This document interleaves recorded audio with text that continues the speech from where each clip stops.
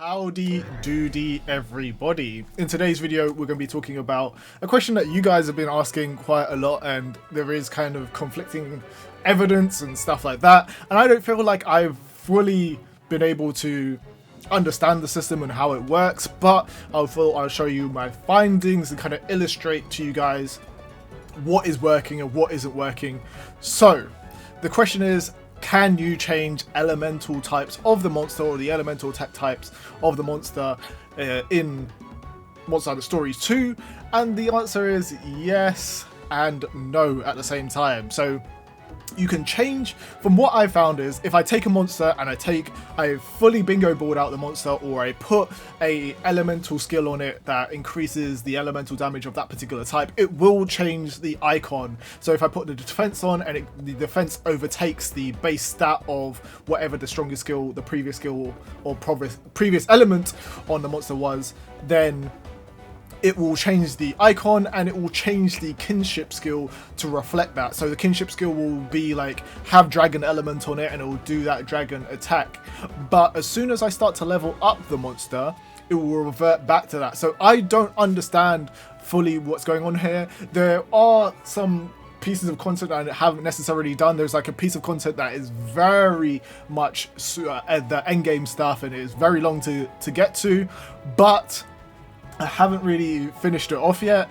And the fact is that one of the things that the NPC says once you do get there is like, oh, if you accomplish this, you'll get like some crazy amount of like power and stuff like that. So it'll be interesting to see if it's a lot behind that, but I wouldn't understand why they have this system in game if it doesn't work like it does. Because in Monster Hunter Stories 1, all you had to do was make sure that your attack was boosted in that elemental type, and it will change into that element, and this will be very good and add a lot more variety in terms of monsters. You could change a Zenoga into like fire, or into ice, or any one of the other elemental types, or some other monster into another elemental types, or maybe even can make Nerg like a lightning element or something like that, really crazy, and it will just change the aspect of the game. But currently I've tried this with a Kuliaku, I've tried this with a Baggy, I've tried this with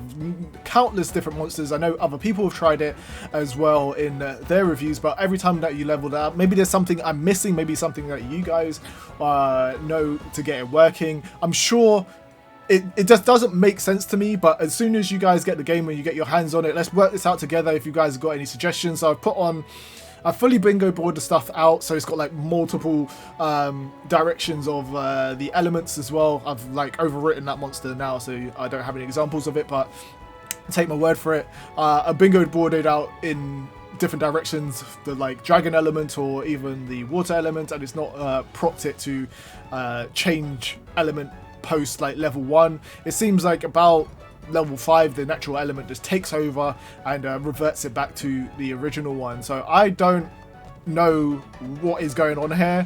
I'm guessing we will find out in the coming days, and when we do find out, I'll make videos on how to change the elements and do everything. But I did want to investigate it some more. I thought I had it at one point with like, maybe it's something to do with the rainbow genes. Maybe now the only way that you can do it is by having like rainbow genes on your monster in a certain way will allow the element to thing. But there's a lot of testing to be doing here, and I'm only like one person doing it. You guys will all have the game and have more experience with stories than me, because you guys have played Stories 1. So maybe there is something I'm missing, but I know that we've tried boosting the element up with different categories, so like XL, medium, large, to see if there's a way to do it that way, and it just didn't necessarily work past post level 30. So that natural innate element just seems to just be so strong that it always takes over. The only way that you can really see what the strongest element will be is by going to Monstiepedia, flicking through the book, and you can see in that book what the strongest element is, and try to get one that isn't as like so far away from it, and then get that to overtake. But still,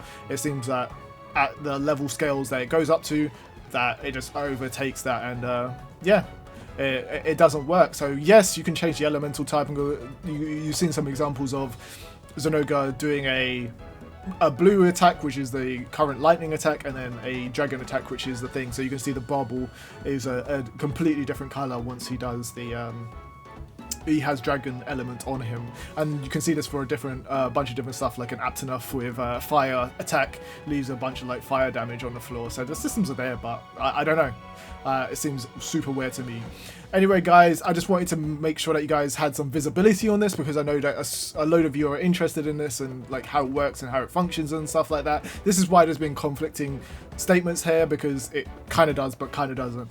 But other than that, thanks for all the support that you guys have been giving on the video. If you want to catch more stuff like this and more investigative videos, then leave a like and subscribe, and let me know what you're going to be testing and what element you would change your monsters to if you could.